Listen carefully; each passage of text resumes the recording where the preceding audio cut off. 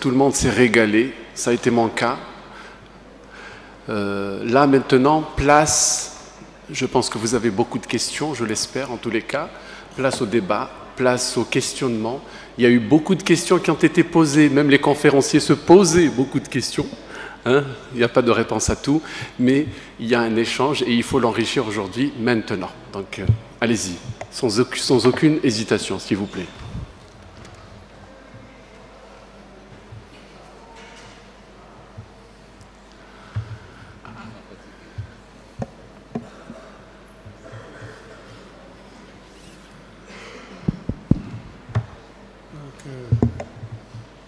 D'abord, toutes mes félicitations aux deux conférenciers, au professeur Bouyako et au professeur Tliba. J'ai une question pour chacun d'eux.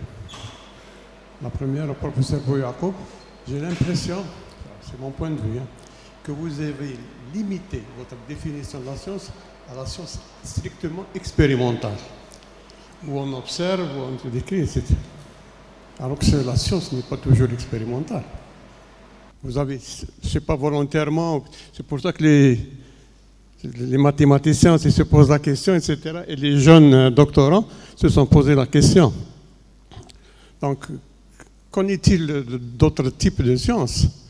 Par exemple, maintenant, ça se développe de plus en plus, l'étude des comportements humains. Est-ce que ça n'entre pas dans le cadre des sciences?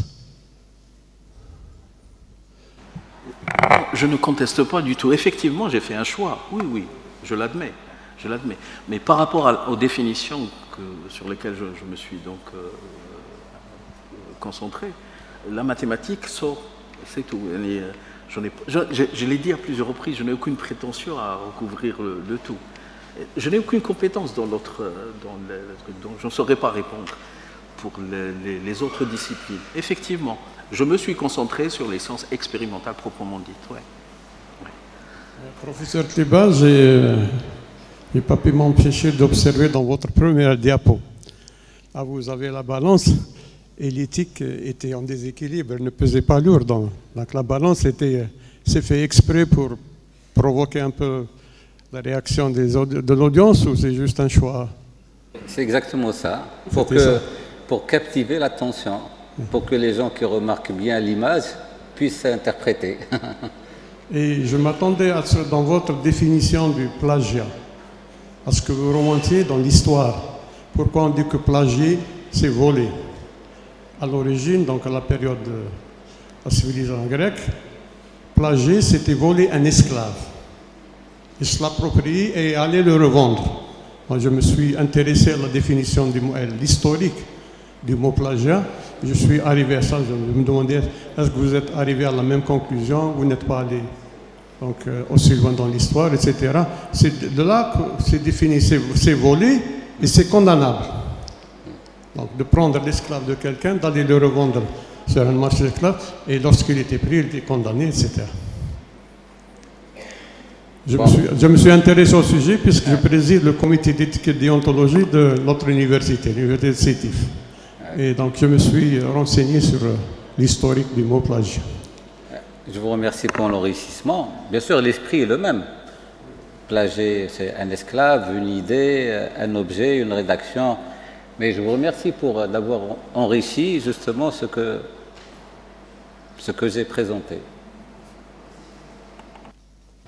Donc, à l'image du professeur Benachour, tout le monde est invité à également enrichir, et notamment sur tout ce qui est méthodologie, ou même M. Benachour a attiré notre attention en posant la question donc, au professeur sur l'aspect... je pense que le professeur Mqdad, hier, dans son exposé, avait également parlé donc le manhaj tkifi, donc les différentes. Donc je ne sais pas ce que le professeur Mqdad est là. Et il aurait pu également enrichir un peu le débat sur la question du professeur Benachour.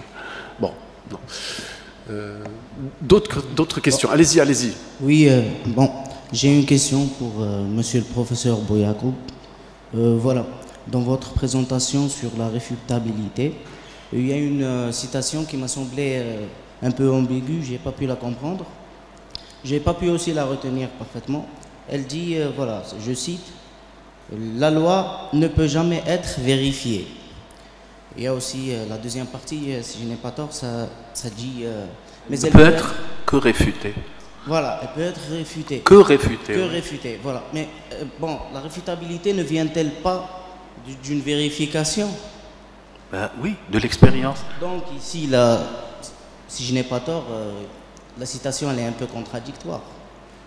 En quoi? En le fait que la réfutable, on peut...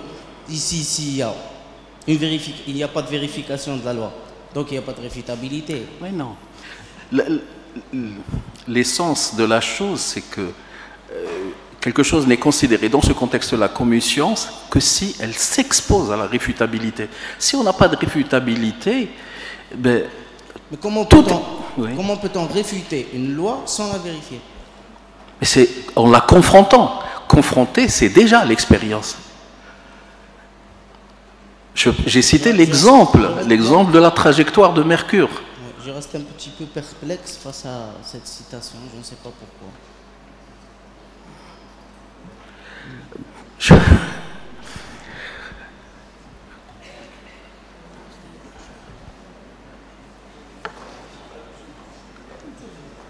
La loi de la gravitation universelle elle a montré ses limites. Elle a été réfutée de facto.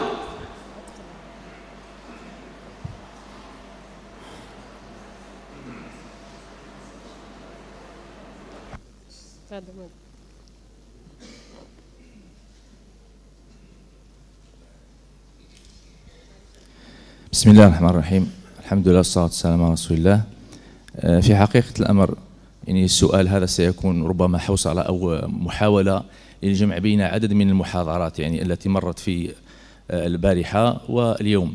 يبدو أنها متكاملة إلى حد ما وإن خانها شيء من الترتيب. ففي صبيحة البارحة هناك كلام حول جانب فلسفي في فلسفة المعلومة، وجانب في إنتاج المعلومة البحث العلمي عند الأستاذ بوجلال، ثم في استثمار المعلومة الجانب الاقتصادي. اليوم هناك كلام يبدو حول جانب فلسفي آخر متعلق بالرياضيات والمنهج العلمي والتفكير العلمي أو الرياضي، والجانب الآخر متعلق بالأخلاق. يجمع كل هذه أمر هام جدا، وهو قضية السرقة العلمية، قضية النزاهة، قضية الأخلاق، وهي في حقيقة الأمر التي تهم طالب البحث في الدكتوراه. إني أرى أن الزملاء يركزون على بعض الجزئيات التي تبحث في إطار علمي أكثر منها في إطار توجيهي الذي هو مهمة هذه الأيام. السؤال إذن هو مرتب على الصورة هذه. الأستاذ بويعقوب تكلم عن الرياضيات، يعني معذرة هو المفروض أنا فهمته من ناحية فرنسية ولكن الصياغة الفرنسية تخونني، حول المنهج أو الرياضيات هل هي علم أو ليست علم. ثم الإجابة كانت على أن الرياضيات ليست علم استنادا إلى أنها غير قابلة للتجريب، وهذا يذكرنا حقيقة بذلك الفصل الذي حدث بين الفلسفة وبين العلوم، حيث كانت الفلسفة هي أم العلوم، ثم جاء الفصل التجريبي أو المنهج التجريبي الأمبريقي أو الأمبيريزم، فجعلت الرياضيات اليوم. هل الرياضيات أقرب إلى الفلسفة منها إلى العلم؟ هذا. ثم سؤال آخر، كيف يمكن لطالب الدكتوراه أن يستثمر المنهج الرياضي أو المنهج الفلسفي في بحثه؟ على أيهما يركز؟ هل يركز على الجانب العلمي التجريبي أو الجانب الفلسفي القريب منه إلى الرياضي، خاصة وفي العلوم الإنسانية إذا أريد أن يضرب مثل للمنهج العلمي أو التفكير العلمي وإلا واستحضر الفكر الرياضي أو التفكير الرياضي لما فيه من تجريد كبير. وهذا الذي ذكره الأستاذ أن لي مات مارش سور دو بي لانتويسيون اي لا لوجيك، يعني الحدس والمنطق. فإذن هذه أقرب إلى العلوم الإنسانية كيف تستثمر. الأستاذ الثاني معذرة أستاذ طليبة نعم، في قضية الأخلاق، وركز كثيرا بصورة مركزة على قضية الأخلاق في جوانبها الكثيرة. والأخلاق لنقول أنها هي ركيزة الإنسانية وركيزة الحضارات، وهي الطريق الوحيد للوصول إلى القمة في الحياة الإنسانية. لذلك هذه الأخلاق. اليوم نجد زميل من الزملاء في الصبيحة حينما تكلم عن البلاجيا قال أنه من تخوف البلاجيا فإنه لم يمضي في بحثه. نعم، هو سؤال يطرحه الطالب بينه وبين نفسه. أنا عندي 3 سنوات لأجل إنجاز دكتوراه LMD، فماذا أفعل؟ هل أمضي إلى بحث جيد متقن أحترم فيه النزاهة، أحترم فيه الجدية والموضوعية كما قال الأستاذ، أم أمضي إلى المزج بين شيء من التجوز في قضية هذه البلاجيا من أجل أن أنجز البحث في المدة المحددة؟ أرجو أن يكون السؤال مفهوم وإن كان فيه شيء من الإطالة. بارك الله فيكم.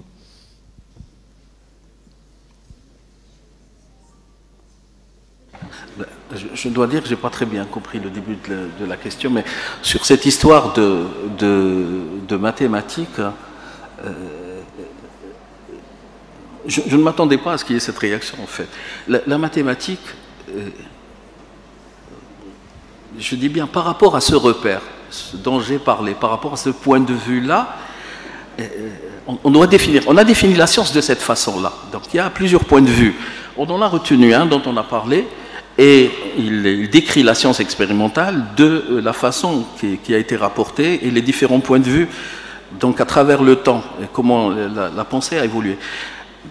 De ce point de vue-là, je n'introduis pas la mathématique, mais je n'introduis pas la mathématique dans cette façon de penser. Mais de là à la pousser à n'être qu'une philosophie, je crois que c'est un pas, c'est une initiative un peu trop risquée. Ça n'est pas que de la philosophie, la mathématique. La mathématique, j'ai envie de dire que c'est une super science. C'est une super science. Seulement, elle ne rentre pas dans ce... il faut peut-être... Je suis peut-être un peu en mauvaise posture par rapport à ça, parce que je fais de la mathématique. Et donc j'ai une perception des mathématiques qui n'est peut-être pas celle de ceux qui pratiquent les sciences humaines et sociales. Et ne peut dire que la mathématique n'est pas une science, par rapport à ce point de vue, pour moi, c'est aussi une souffrance, évidemment. Pour moi, je la vois au-dessus de tout. La mathématique, pour moi, je suis convaincu, je n'ai aucun doute, elle est au-dessus de tout. Et elle l'a démontré à travers le temps. Elle l'a démontré toute sa force. Les premières des choses qu'elle a étudiées, c'est arrivé au début du XXe siècle, c'est est-ce qu'elle est cohérente en elle-même? Même ça, elle l'a traité à travers la méta-mathématique. Ça n'est pas qu'une philosophie, qu'un point de vue philosophique. C'est une réflexion qui va au-delà, bien au-delà de ce que j'ai raconté. Les travaux de Gödel ont bouleversé la communauté scientifique. Les travaux de Cohen, en 1963, ont bouleversé la communauté mathématique. Et pourtant, c'est des mathématiciens, ces gens-là. Mais ils sont partis regarder la chose en eux-mêmes, la mathématique en elle-même. Je ne sais pas si j'ai apporté une réponse, mais bon. Merci. Professeur Klipa, si vous souhaitez... Merci. C'est-à-dire, je veux rappeler l'esprit, encore une fois, de la thèse doctorat. C'est quoi? Quand on fait une thèse, on veut rajouter une pierre au monument. Donc, le qadiyya, c'est une intention, niya d'abord. Qu'est-ce que tu voudrais faire avec ta thèse? C'est un grand diplôme, tu vas soutenir, mais est-ce que tu vas prendre une pierre de quelqu'un d'autre et tu la rajoutes, ou bien tu vas ramener ta propre pierre et tu vas la rajouter? Le message qu'on veut transmettre, ce n'est ni une accusation, ni des freins. Quand on dit 3 ans, ce n'est pas pour bloquer. 3 ans, c'est vrai que ce n'est pas beaucoup et ce n'est pas peu. 3 ans pour faire une thèse, ça a été réfléchi, ou 4 ans pour faire une thèse, c'est largement suffisant. Un doctorant, quand il se consacre, la première des choses, il commence par l'intention. L'intention, je veux faire un travail pour ajouter un plus, et je vais inscrire mon nom, et je vais me faire plaisir, parce que c'est un plaisir personnel, et je vais rajouter un plus à tout ce que j'avais fait. D'ailleurs, la première étape, c'est de faire ce qu'on appelle une analyse bibliographique. C'est-à-dire, il s'agit de la littérature mondiale, c'est comme une vue d'avion, un zoom. Je peux travailler, C'est ça l'esprit de la thèse. Et encore une fois, quand on parle de plagiat, peut-être on a insisté. On a insisté, c'est normal. C'est pas parce qu'on accuse ou on dit que c'est des rappels. C'est comme un père avec ses enfants, il a le droit de leur dire, écoutez, ne volez pas, il ne faut pas mentir, il ne faut pas voler, il ne faut pas tricher. Et le lendemain, il va répéter la même chose. Ça ne veut pas dire que son fils, il est voleur, il est menteur, mais il doit lui dire ça. Est-ce qu'on essaie de vous dire et de se dire à nous-mêmes? Donc, l'akhlaqiyat, pour être très malin, la malice, c'est de ne pas faire de malice. Un scientifique, il a des caractéristiques. Quand vous partez dans un café, et tu fais un scientifique, celui qui a une rigueur ou pas. Il est passionné, il est clair, il est objectif, il est pertinent, il ne parle pas pour parler. Et si vous voulez être un scientifique, réellement scientifique, vous vous détachez des autres, vous êtes bien sûr éthique, pertinent, clair, ce qu'on appelle, ça a été dit par mon collègue hier, par le professeur Bougileb. En français, on dit CCP. Clair, circoncis et pertinent. Quand on dit quelque chose, ce n'est pas pour s'entendre parler, ce n'est pas pour soi-même. Et ce n'est pas pour aussi charger l'autre, c'est pour transmettre un message clair, circoncis, court et pertinent. Donc, et tout ça est couronné par une morale. Donc, encore une fois, ce n'est pas une accusation. Donc, attention, et c'est possible de faire une thèse sans plagiat. Après, il y a des règles. Plagier, on peut prendre dans la théorie quelques phrases du copier-coller. Après, tu dis, il y a un renvoi bibliographique. Cette phrase, je l'ai prise de Flan. C'est pour ça qu'il y a la bibliographie et le renvoi bibliographique. Et votre contribution, la contribution du doctorant, c'est son travail personnel, sa contribution. Quand il fait des résultats, ta'ou, milkou, propriété, c'est ça, propriété. Maintenant, si on est incapable, en 3 ans, de faire, à ce niveau-là, étant universitaire, bac plus, de faire un travail et de ramener quelque chose propre à soi-même. Merci beaucoup, merci cher conférencier, mais je vais un tout petit peu titiller le professeur Yousfat. Oui, parce que bon gré, mal gré, je voudrais que vous partagiez, notamment sur la question de tout à l'heure, sur la loi, la réfutabilité de la loi. Je sais que vous aviez discuté avec un de nos doctorants, partagé avec nous. Toute la... Donc, bon gré, mal gré. Une minute. D'abord.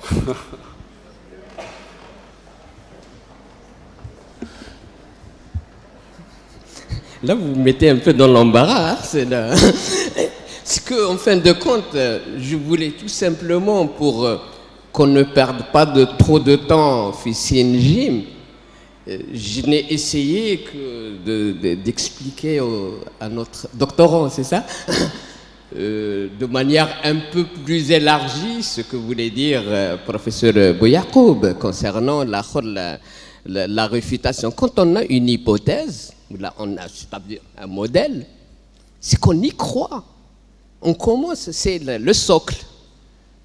Et il se peut qu'il soit bon, comme il se peut qu'il ne le soit pas. Mais le moment où vous travaillez sous ces hypothèses.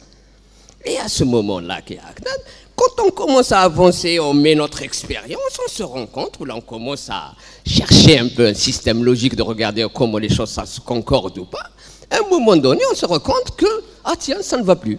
C'est la réfutation. Donc il n'y a que la réfutation, il n'y a pas autre chose. Et à un moment donné, vous allez reprendre un nouveau modèle qui serait une base. Et encore, et que vous pouvez à la limite le mettre à l'épreuve que par la réfutation. Je crois que j'espère que j'étais fidèle. Tu as été parfaitement fidèle. J'espère que j'ai bien je me permets de rajouter une chose. En mathématiques, il y a un problème de théorie des nombres. Il y a une conjecture très ancienne qui attribuait à un certain nombre une certaine propriété. En mathématiques, c'est pas parce qu'on observe sur un nombre donné une propriété, et si on observe sur un autre nombre un peu plus loin une propriété, que c'est vrai pour tous les nombres. Donc, il y a un exemple qui a sévi pendant 2 siècles sur la propriété d'un certain nombre, je ne rentre pas dans les détails, et il aura fallu attendre quelques quelques siècles même, peut-être un siècle et demi, pour quelqu'un un jour exhibe un contre-exemple. Mais le contre-exemple, il est plus grand que le nombre des particules de l'univers. Donc il ne peut jamais être atteint par l'expérimentation. C'est une démonstration mathématique. La mathématique, elle sort du lot à cause de cette capacité qu'elle a à se détacher de tout. Merci. Merci beaucoup. Une dernière question. Oui. Merci bien, bonjour à tous. Je tiens à remercier nos chers professeurs. J'ai une question, pas une question, mais pour enrichir le débat de M. Tliba. Je questionne seulement la référence entre ce qui est éthique et ce qui est légal, et son rôle dans le développement des sciences et de la recherche scientifique. Lorsqu'on dit que ce n'est pas éthique de faire des expérimentations sur les animaux, et par exemple les gouvernements, par exemple européens, essayent de faire une loi qui dit que nous sommes contre de faire l'expérimentation. Mais les chercheurs, ils vont vers d'autres pays pour faire ces recherches. La deuxième des choses, c'est quel est le rôle donc, dans le développement de la thérapie génique, dans la légalisation, ou peut-être rendre éthique la thérapie génique, surtout avec la découverte du gène taxi récemment. Et troisième question, que dites-vous donc ce conflit, le conflit d'intérêts, qu'il y a quelques chercheurs qui disent que il y a certaines entreprises qui empêchent le développement d'un médicament à cause de l'existence d'un marché. Par exemple, un médicament contre le diabète ou autre maladie chronique, par exemple. Troisième des choses, c'est la pratique entre ce qui est éthique et égal lors de la pratique dans le bloc opératoire. Lorsque le médecin ou le chirurgien il est en pleine opération et il entame dans un état où il doit choisir entre ce qui est éthique et ce qui est légal. Donc, une fraction de seconde pour l'action. Que dites-vous? يتبع القانون يموت المريض والله يتبع الأخلاق وممكن تصلح وممكن ما تصلحش. Merci bien. Très bien. Je commence par peut-être je commencerai par la dernière. Dans un bloc opératoire, ce qui est éthique, ce qui est moral. La différence entre l'éthique, qui est la morale, et la loi. Il faut savoir qu'il y a des règles. Il y a des guidelines, il y a des protocoles qu'on doit suivre, comme dans toutes les disciplines, entre autres dans le bloc opératoire. Au-delà du protocole, c'est le libre arbitre du chirurgien lui-même. Quand tu es en train d'opérer, je ne vais pas opérer de façon anarchique. J'opère selon ce que j'ai appris, ce que l'on m'a appris, et selon les guidelines qui existent, qui sont validées. Je ne fais pas d'expérimentation, c'est pour ça que j'insiste à dire les EBM, Evidence-Based Medicine, ou les Evidence-Based. Donc il y a un protocole, il y a un suivi. Si je ne suis pas capable d'opérer un malade, il ne faut pas s'aventurer, parce qu'elle devient de l'expérimentation. C'est pour ça que c'est couronné, il y a des équipes, il y a des diplômes, il y a une graduation, etc. Maintenant, je vais vous raconter une petite anecdote qui m'est arrivée personnellement, peut-être pour rapprocher un peu c'est-à-dire l'idée et pour répondre. Je suis en train d'opérer une patiente qui avait de l'eau dans le cerveau, ce qu'on appelle une hydrocéphalie, par caméra, par endoscopie. Et en rentrant par caméra, pendant l'opération, j'ai trouvé qu'elle avait un kyste de 1 cm. Je suis parti pour faire un acte, pour traiter cette hydrocéphalie qui est de l'eau dans la tête, qui entraînait donc une baisse de l'acuité visuelle, qui pouvait entraîner un coma, etc. Mais le kyste, on ne l'avait pas vu au scanner et l'IRM, parce que quand il est moins d'1 centimètre, on ne le voit pas. Mais de mes yeux, je l'ai vu. À ma place, qu'est-ce que tu aurais fait? La salle d'or, je suis dedans, j'ai traité, l'objectif il est atteint, il me reste le kyste, je le vois. Est-ce que je l'enlève ou je le laisse? Où est-ce qu'elle est la morale et où est-ce qu'elle est l'éthique? qu'est-ce que tu aurais fait? Qui sait, parmi les doctorants, il va lever la main, qui sait qui pour la chirurgie de ce kyste, c'est-à-dire il faut l'enlever, il lève la main. Et qui sait qui, pour le contraire, ne pas toucher ce kyste?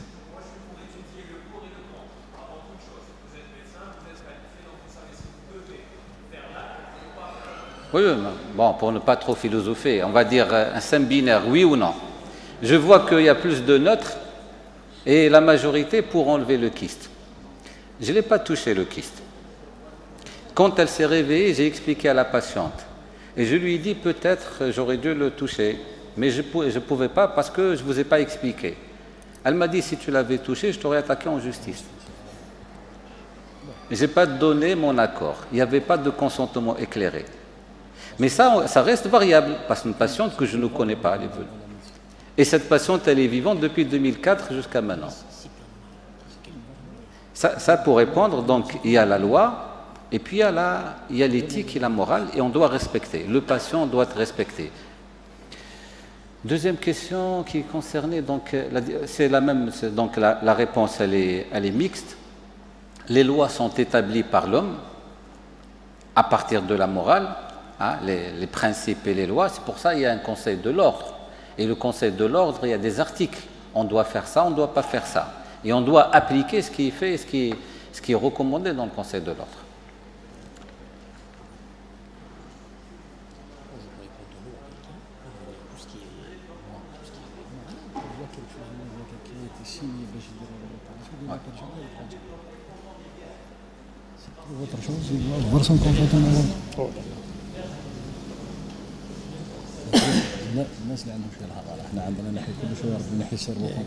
Oui, bon, là je pense qu'on sort du cadre, on peut en parler. C'est vrai que la médecine, la science de façon générale, quand on voit l'ordinateur, le premier ordinateur a été développé pendant la Deuxième Guerre mondiale, si je ne dis pas de bêtises. Aux États-Unis, c'est pendant la Deuxième Guerre mondiale c'était une nécessité de faire des calculs très rapides et très précis. On a développé dans une poste, on a commencé à faire des connexions et à développer l'ordinateur. Donc pendant les guerres, pendant les périodes de crise, l'homme essaye de trouver des solutions. Et c'est vrai, la médecine, elle s'est développée beaucoup pendant la guerre et c'était de l'expérimentation involontaire. Quand tu as un patient qui a une balle dans la tête et tu vois la conséquence, il ne parle plus, tu l'opères, tu vois exactement l'endroit où il a été touché, tu vas dire cet endroit est responsable du langage. Un grand merci. Je vais un tout petit peu maintenant déjà remercier tout le monde. Oui, allez-y. La dernière question, oui. Je remercie les deux professeurs pour leur intervention. Je suis très honoré d'être parmi des gens lettrés et en même temps chercheurs. Je vois d'après les deux thèmes que l'essentiel que veulent les professeurs donner au doctoral, c'est bel et bien l'intégrité, la rigueur et l'éthique dans l'exécution des tâches scientifiques, surtout dans le cadre de la recherche. Et ajouter quelque chose qui leur appartient, qui ne appartient pas à autre, pour essayer d'améliorer la science vers l'avant. D'après ce qu'a dit M. Bouyakoub, il a cité des gens, les personnes non averties. Appartenant aux personnes non averties actuellement, étant donné que nous ne sommes pas dans le cercle scientifique, je me demande, d'après ce qu'a donné le professeur Tliba concernant le chercheur et l'allama Avicenne, il classe les chercheurs, et généralement ceux qui cherchent l'enseignement, parmi les catégories les plus pauvres. Ma question se résume, ici on passe à une parole qu'a dit Karl Marx, il dit que les conditions matérielles déterminent la conscience. La question que je voudrais poser, quelle est la limite entre le matériel pour que le scientifique puisse faire son travail et la recherche scientifique et l'équité dans la recherche scientifique? Parce que généralement, à travers l'histoire de la science, soit les sciences humaines, soit les sciences, on trouve généralement qu'il y a une orientation des gens de l'argent, de la direction, de la réflexion des gens de science, surtout des gens de lettres. L'économie et tout ça, elle est orientée généralement par des gens qui ont de l'argent pour un but bien précis et pour une recherche bien précise. Ma deuxième question concernant l'intégrité et la rigueur. Est-ce que l'intégrité, la rigueur et l'éthique, surtout scientifique, elle change d'une période à une autre, ou elle est stable? C'est-à-dire, on revient, qui est-ce qui détermine l'éthique de la science? Merci.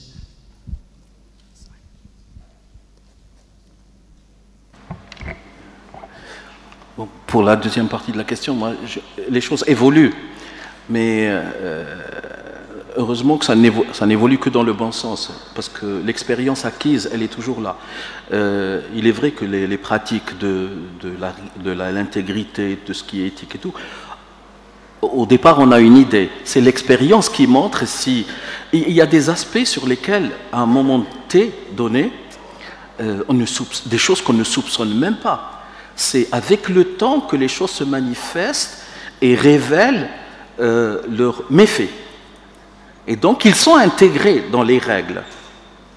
C'est la pratique. Au départ, l'éthique n'a pas existé de tout temps.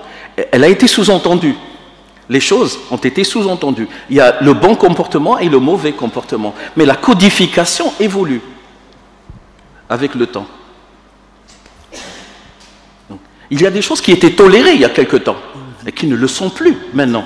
Parce que l'expérience a montré que ça pouvait mal finir, ça pouvait engendrer les expériences sur les humains, les pratiques de Mengele par exemple.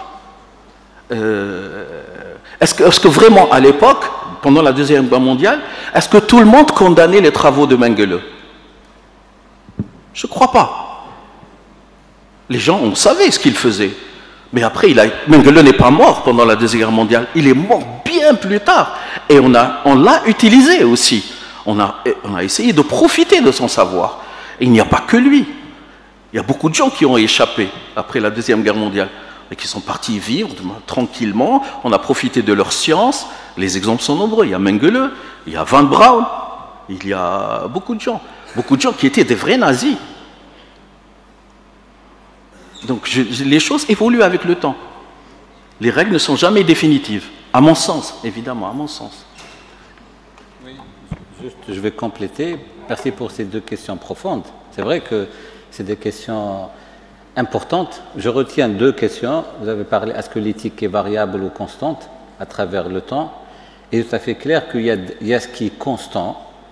Constant, c'est tout ce qui est moral et éducatif. Depuis la naissance, depuis l'existence de l'homme sur Terre, mentir c'est interdit, voler c'est interdit. Par contre, dans la pratique, c'est variable en fonction du contexte. Le contexte est dynamique. Il y a des principes éthiques qui changent en fonction de notre compréhension.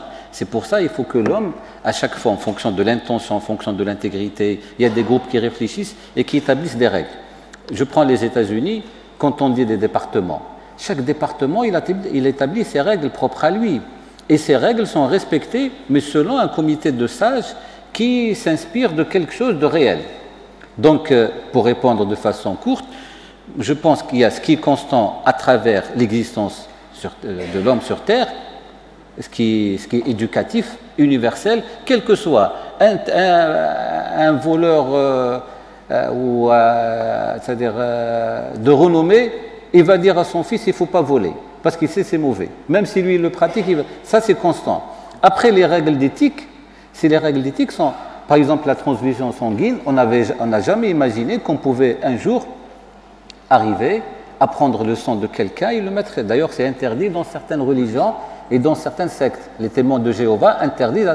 Mais vous voyez la transfusion, combien elle rend service à l'humanité. Donc, c'est variable et constant en même temps. Et c'est l'ijtihad en fonction. C'est pour ça qu'il y a un comité toujours. On parle de comité d'éthique. Le comité d'éthique, c'est lui qui essaie d'organiser le contexte. La première question, ça c'est la deuxième que vous avez posée. La première, il est tout à fait clair que la science a changé. À l'époque, le scientifique, quand on parle de tous les scientifiques dont on a cité, Avicenne, Hippocrate, Aristote et tout, c'était des encyclopédies. Ils étaient en même temps médecins, philosophes, mathématiciens. C'était des encyclopédies. Après, on est parti vers vers c'est-à-dire vers la spécialisation et la micro-spécialisation. Et la science de l'époque, le pharmacien de l'époque, il suffit qu'il puisse connaître les plantes médicinales pour faire une formule.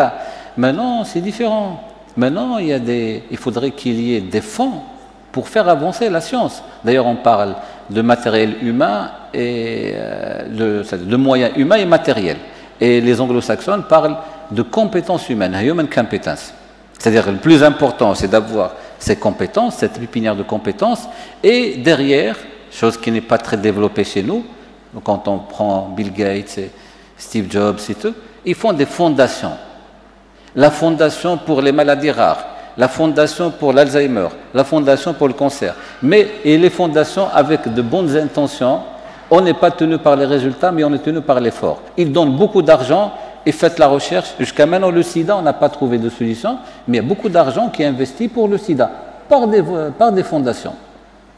Donc les moyens, oui, les moyens, c'est indiscutable et c'est important. Un grand merci. Je sais que les thématiques sont très très intéressantes, même les futures thématiques qui seront développées le sont également. Du coup, il faut profiter du tout. Donc je vais faire un tout petit peu le méchant et limiter les débats. Donc je vais, avant de libérer donc, nos doctorants et nos chers conférenciers pour une petite pause, un petit point d'ordre et d'organisation. Donc, comme vous avez tous sous les yeux le programme, donc une conférence qui sera animée par le professeur Boata, donc à la destination des étudiants doctorants, plutôt dans le domaine sciences humaines et sociales. Donc, cette conférence va avoir lieu dans un bâtiment, il est en face, donc c'est le bâtiment 1, au dernier étage, donc une salle est consacrée à cette conférence. Le reste donc des étudiants plutôt toutes disciplines confondues vont rester ici pour profiter des conférences animées par le professeur Aïchouni et le professeur Bouchal. Donc je répète une deuxième fois. Les étudiants sciences humaines, les étudiants doctorants sciences humaines et sociales, donc pour profiter de la conférence du professeur Boata, c'est le bâtiment 1 en face, donc notre comité d'organisation va vous accompagner. Les autres vont rester ici pour profiter donc des secondes conférences. Alors, les doctorants, je vous invite à une petite pause, donc thé, café, eau. Vous pouvez descendre par donc, le portail là au milieu de l'auditorium. Voilà.